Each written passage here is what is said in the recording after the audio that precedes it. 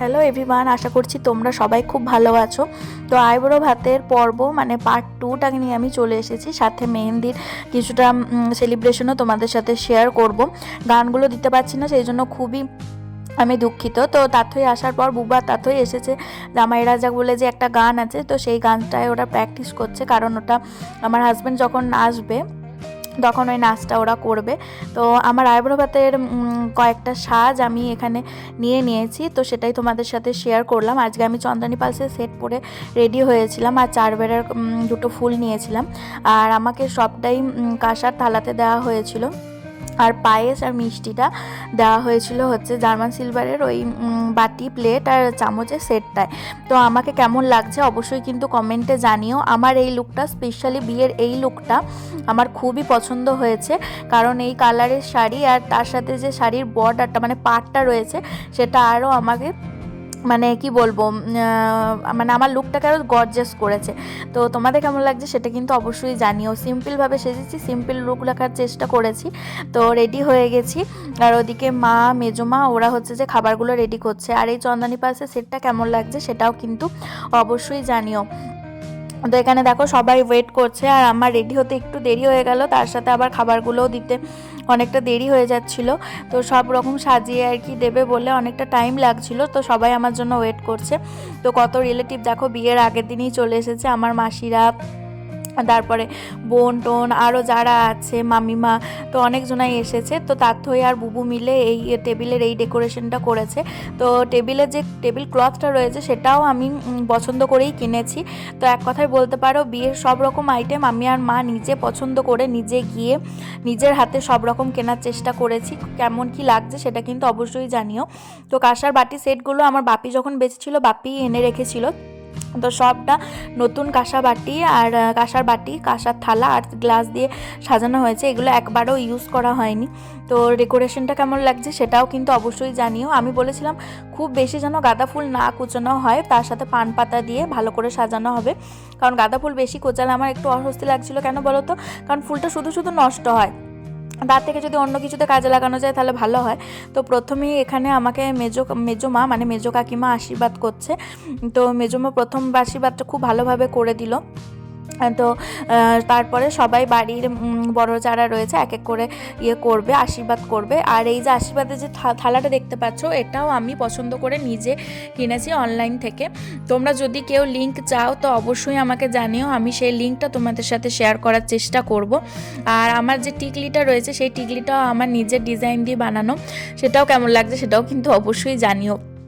তো বিয়ের ভিডিওগুলো আমি একটু দিতে লেট হয়ে যাচ্ছে, কারণ শ্বশুরবাড়িতে আছি, এই টুকটাক কাজ করতে এদিক ওদিক যেতেই অনেকটা সময় চলে যাচ্ছে, সেই জন্য আমার এডিট করার অনেক মানে সময় আমি পাচ্ছি না খুব একটা। আর এই যে পিছনে যে ডেকোরেশনটা বলছিলাম যে গাঁদা ফুল আর হাতের বানানো জিনিস দিয়ে বানিয়েছি, তো এই যে দেখতে পাচ্ছ গাঁদা ফুলগুলো এমনি রেডিমেড কিনেছিলাম, এটা অনলাইনেই কিনেছিলাম। আর পিছনের যে পর্দাটা সেটা আমি বলেছিলাম মেরুন বা খয়েরি কালারের, মানে মেরুন বা সবুজ কালারের দেওয়ার জন্য, কিন্তু সেটা প্যান্ডেল থেকে দিতে পারেনি, সেই জন্য ওরা এইরকম হলুদ পর্দা দিয়ে দিয়েছে। এবার হলুদ পর্দার জন্য ওই গাঁদা ফুলের ডেকোরেশনটাও বানাচ্ছে না। তো তারপরে মাঝখানে ঠাকুমা, তারপর বড় কাকু, তারপরে সেজো কাকু সব এক এক করে আমাকে আশীর্বাদ করে নিল। তো এই থালাতে সিঁদুর রয়েছে, ধান ধূপ রয়েছে, তার সাথে রয়েছে একটুখানি মধু। তো সবাই প্রথমে মধুই দিচ্ছে আমাকে। তারপরে সেজো কাকিমা আশীর্বাদ করলো। সেজো কাকিমার গিফট হিসাবে হচ্ছে যে ওই বাটারফ্লাই যে চোকারটা আমি বিয়ের রাতে পরেছিলাম, মানে বাটারফ্লাই চোকারটা আমাকে গিফট করলো।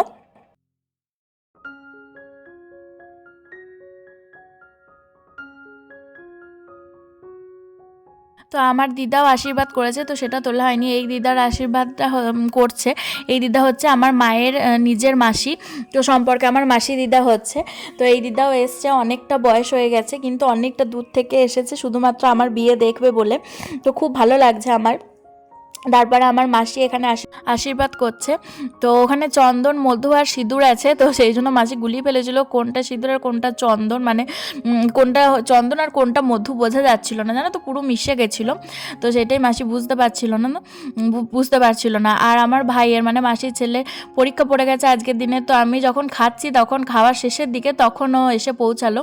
আর সত্যি বলতে ও খুব ভালো ছবি তুলতে পারে, আমি চেয়েছিলাম যে ও এসে আমার ছবিগুলো কিছু তুলুক আমার ফোন থেকে। তো যাই হোক, সেটা তো আর হলো না। আর এই যে দেখো আমার মা চলে এসেছে। আমার মা তো খুবই কষ্ট পাচ্ছে, কাঁদছে। আর মায়ের শাড়ি জামা কাপড়গুলোও আমি আলাদা করে আলাদা মায়ের একটা ব্যাগ করেছিলাম, সেখানে রেখে দিয়েছিলাম।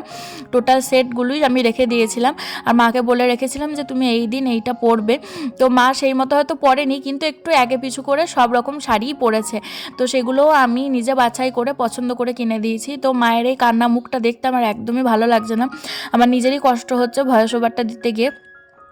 তো কিছু বলার নেই আর কিছু করারও নেই, কারণ ছোটো থেকেই মা মেয়ে একসাথে আছি, তো আলাদা হয়ে যাচ্ছি। সত্যি একটা মানে খুবই কষ্টের ব্যাপার। তো আমি মুখে সবসময় হাসিটাকে বজায় রেখেছি। আর আমার হবু বর আমাকে বারবার বলে দিয়েছিল যে তুমি কখনো কাঁদবে না। হ্যাঁ, মজা করে বলতো যে তুমি বিয়ের পর হয়তো আসার সময় কাঁদবে না, বিয়ের পরের দিন যেমন মেয়েরা খুব কাঁদে, তো ওটা আমাকে মজা করে বলতো। কিন্তু সবসময় আমাকে বুঝিয়েছিল তুমি কিন্তু কাঁদবে না, তুমি কাঁদলেই কাকিমা আরও কাঁদবে, আর কাকিমা কাঁদলেই কাকিমারও শরীরটা খুব খারাপ হয়ে যাবে। তো যাই হোক, ওর বোঝানোটা আমি মাথায় রেখে আমি হাসি মুখী এগিয়ে গেছি। বিয়ে পর্যন্ত সব রকম আমি হাসি মুখী করেছি। তারপর আমার বোনরা দেখো এখানে আমাকে পায়েস খাওয়াচ্ছে। তো বুবু প্রথমে চশমা পরে পায়েসটা খাওয়াচ্ছিলো, তারপরে দেখলো যখন ছবিটা ভালো আসবে না, তখন আবার চশমাটা খুলে দিল।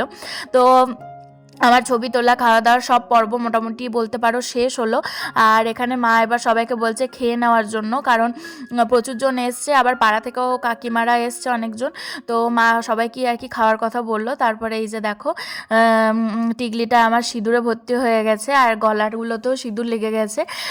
তো এগুলো এখন একটু পরিষ্কার করে নেবো। তারপরে তো একটু রেস্ট পাওয়ার সময় পাইনি, তারপরই মানে 1 ঘন্টা, মোটামুটি 1 থেকে 1.5 ঘন্টা পরে আমি রেডি হয়ে গেছি। তো এটা হচ্ছে আমার মেহেন্দির লুক। কেমন লাগছে অবশ্যই জানিও। সত্যি বলতে আমি তো মেহেন্দি করিনি, কিন্তু যে সঙ্গীত অনুষ্ঠান যেটাকে বলে আর কি, সেটা খুব ভালোভাবে হয়েছে। আমার মানে কি বলবো, আমার মনের মতো করে সবটা হয়েছে, আমার খুব ভালো লাগছে। তো এই সেটটাও আমি অনলাইন থেকে নিয়েছি, আর এই যে লেহেঙ্গাটা সেটা আমি আদিমোহিনীমোহন থেকে নিয়েছি। আর এই চুড়িটা কেমন লাগছে স্পেশালি সেটা কিন্তু অবশ্যই জানিও। আমার চুড়িটা সত্যি খুব পছন্দ হয়েছে। আর এই যে 2 ফুচকি বোন আমার পিছু পিছু ঘুরে বেড়াচ্ছে। তো একটা দাঁত ফোগলা মানে আমার পুটু, ওকে তো তোমরা সবাই জন্য। আমার মা এই শাড়িটা পরে রেডি হয়ে গেছে, মাকে আমি বলেছিলাম যে এই শাড়িটা তুমি পরবে। তো মায়ের ব্লাউজটাও আমি বিয়ের কদিন আগেই খাটিয়ে মানে খুলে এনেছি, মানে খুব ছোট হয়ে গেছিলো ব্লাউজটা মায়ের। তো যাই হোক, সবাই মোটামুটি রেডি হয়ে গেছি। আর আমার এই লুকটা কেমন লাগছে অবশ্যই কিন্তু জানিও। তো এই ডান্সের প্রোগ্রামটাও স্টেজেই হবে, কারণ আমার স্টেজটা এখনও রেডি হয়নি। আমি ভেবেছিলাম রেডি হয়ে যাবে, সেই জন্য আমি এখানে নাচ করবো নাই বলেছিলাম, কারণ সব ছবিতে সেই একই রকম সেম পিকচার চলে আসতো। আর মেহেন্দি করব না, তাও মেহেন্দি ঘরে এনে রেখেছিলাম যদি কেউ করে বাই চান্স, সেই জন্য মেহেন্দি থালাটা আমার বোন সাজিয়েছে, মানে আমার মামার মেয়ে তাথই। তো এখানে দেখো সন্ধ্যেবেলার টিফিনের জন্য মিষ্টি আর সিঙ্গারার আয়োজন করা হয়েছে। মোটামুটি বিয়ে মানে সঙ্গীতের দিন সন্ধ্যেবেলায় মোটামুটি 70-80 জন তো ছিলই। তো সবাইকে প্রত্যেকজনকে আর কি টিফিন দেওয়া হয়েছে। তো আমার মা ভেবেছিলাম যে একটা টিফিনের আয়োজন করব, তো সেটা আমরা মা মেয়ে মিলে ফুলফিল করতে পেরেছি। আর এখানে অ্যাঙ্কারিংয়ের দায়িত্ব ছিল তাথই। মূলত অ্যাঙ্কারিং করার কথা ছিল মেজমার, কিন্তু মেজমার মেহেন্দি করতে এসেছিল আমারই একটা বান্ধবী, তো মেজমা অ্যাঙ্কারিংটা করতে পারেনি, তো তাথই অ্যাঙ্কারিং করছিল। আর আমি এখানে চুড়িজো খানকি এই গানটায় নাচ করছিলাম। আমার নাচটা তো পরে যদি কখনো আমি জানতে পারি যে কপিরাইট কিভাবে আসে না, সেই গান লাগিয়ে আমি অবশ্যই ছাড়ার চেষ্টা করব। আপাতত এইটুকুনি দেখে তোমাদের কেমন লাগছে সেটা কিন্তু জানিও। আর আমার মা এই সাইডে দেখতেই পাচ্ছ থালা নিয়ে সবাইকে টিফিন দিতে ব্যস্ত, যারা খাবে না বলছে তাদেরকে মা খাইয়েই ছাড়বে, এরকম আমার মায়ের অবস্থা। আর মেহেন্দি থালাটা ওই সাইডে নামিয়ে রেখেছি। আমি বলেছিলাম যার কারো যদি দরকার হয় তারা অবশ্যই কিন্তু মেহেন্দি নিয়ে পড়তে পারো।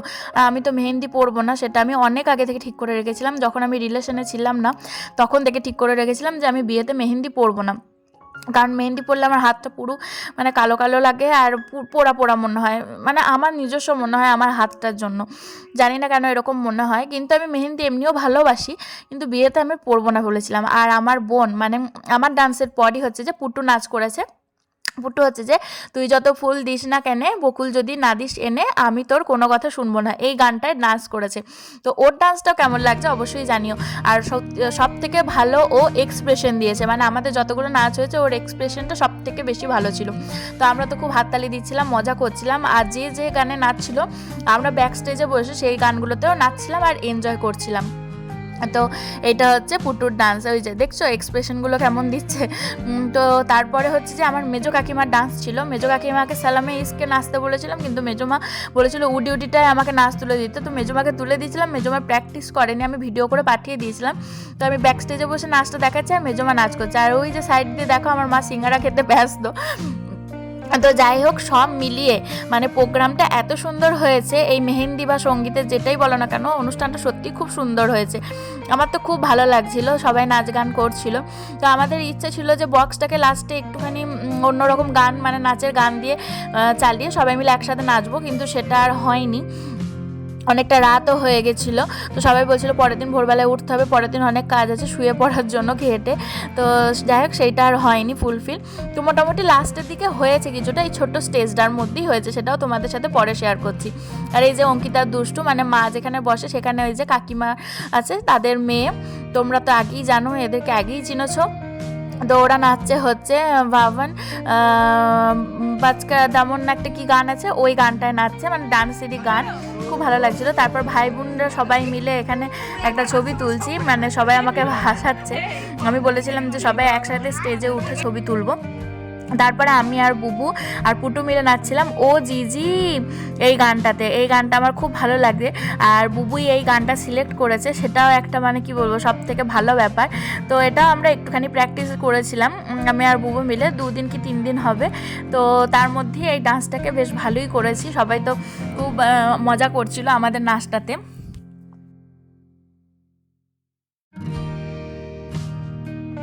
তো এই গান, তারপরে আমার নিজের গান, এগুলো মোটামুটি দুজন মিলে বসেই সিলেক্ট করেছি। আর আমার নিজের গানটা মা সিলেক্ট করে দিয়েছে।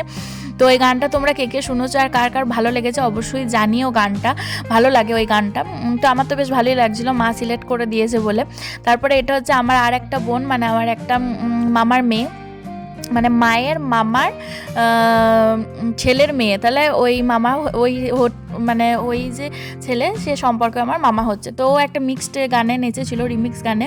তারপরে হচ্ছিল আমার মায়ের ডান্স, মা নেচেছে বান্নরে বান্ন গানটায়। তো মা নাচতে নাচতেও দেখো আমার কথা মনে পড়ছে আর মুখটা কাঁদো কাঁদো করছিল। তারপরে আমি ইশারা করছিলাম আর ব্যাক স্টেজে বসে নাচটা দেখাচ্ছিলাম। বুবুও একটা রিমিক্স গানে নেচেছে, জানা চুলে তেরি চুনরি সনম, এরকম একটা কি গান। তো যাই হোক, ওটাও খুব ফেমাস গান, ওটাও তোমাদের কার কার ভালো লাগে অবশ্যই জানিও। তার সাথে রিমিক্স ছিল কয়েকটা গানের। তো ওর নাচটাও বেশ ভালো হয়েছে। মোটামুটি সব মিলিয়ে আমরা খুব ভালো নাচ করেছি, সব মানে খুব ভালো এনজয় করেছি। আর সব থেকে লাস্টের দিকে আমি মালতী মাসি গানটায় নেচেছি। তো সবাই বলছিল যে মানে বিয়েতে তুমি মালতী মাসি মানে ওই গানে নাচ করলে, যে হ্যাঁ তা কী হয়েছে। তো যাই হোক, আমি গানটা শুনিও নি, খুব একটা মুখস্থও ছিল না আমার। আমি মোটামুটি যেটার পর যা এসেছে আমি মানে নেচে গেছি। তো এই যে সবাই মিলে এখানে বসে আছি, নাচ করছি ব্যাক স্টেজে বসে। আমার বান্ধবীরা এই যে মঞ্জরি, ইপসিতা, বিদিশা, সঙ্গীতা এসছে। তো ওরাও ব্যাক স্টেজে বসে নাচানাচি করছে, আনন্দ করছে। তো কাকিমা এসছে, পিয়া এসছে, ওদিকে মা ব্যস্ত জিনিস ফিনিস সাজানো হচ্ছে। আর তাতেই শেষকালে নাচলো সালামিস গানটায়। ওর গানটা মানে নাচটা প্র্যাকটিস ছিল না। তো আমাদের আজকেই বাড়ি এসে আজকেও যতটা পেরেছে প্র্যাকটিস করে এই যে নাচলো। তো এই গানটাও তোমাদের কার কার ভালো লাগে অবশ্যই জানিও। এটা তো একটা ডান্সেরই সং। তো ও বেশ ভালোই নেচেছে বিনা প্র্যাকটিসে। আর আমার বান্ধবী ওই যে সঙ্গীতা, ওর ওড়নাটাকে সরিয়ে দিল। আর এই যে এই বোনটা নেচেছে হচ্ছে কমলায় নৃত্য করে থমকিয়া থমকিয়া। তো ও ডান্স প্র্যাকটিস করেনি, তো ওকে বললা হলো যে কোনো একটা গান চালিয়ে দিলে ও নাচ করবে। তারপর আমরা সবাই স্টেজে উঠে পড়েছি, দিয়ে আমরা ঝাঁকানাকা করে অন্য অন্য সব নাচের গানে সব নাচানাচি করছিলাম। ওই যে বললাম সবই ঠিক ছিল, শুধু জায়গাটা একটুখানি ছোট ছিল। তো জায়গাটা বড় হলে এই স্টেজে উঠে আমাদের নাচতে হতো না, স্টেজটাও তো একটু ছোট্টর মধ্যেই ছিল ধরো। তো উঠোনে যদি জায়গা পেতাম তাহলে সবাই মিলে উঠোনে নাচতাম। এই যে প্রিয়াঙ্কা মিস এসছে, আর দাদাও এসেছিলো, প্রিয়াঙ্কা মিসের হাজব্যান্ডও এসেছিলো। তো দাদাও ভিডিও করছিল, খুব ভালো লাগছিলো আমরা যে এরকম নাচানাচি করেছি। আর মালতী মাসি গানটাতেও নেচেছি, আমার খুব মজা লাগছিলো। আর আমি শেষকালে বলছিলাম একটা সানগ্লাস বা চশমা দিলে খুব ভালো হতো। তো শেষকালে সেটাও জোগাড় করে দিয়েছিলো, আমার বোন সঙ্গে সঙ্গে এনে দিয়েছিলো ঘর থেকে। তো সেটাও পরে নিয়েছিলাম। তো সব মিলিয়ে মোটামুটি এই সন্ধ্যাটা আমাদের খুব ভালোই কাটলো। তো তোমাদের কেমন লাগলো অবশ্যই কিন্তু কমেন্টে জানিও।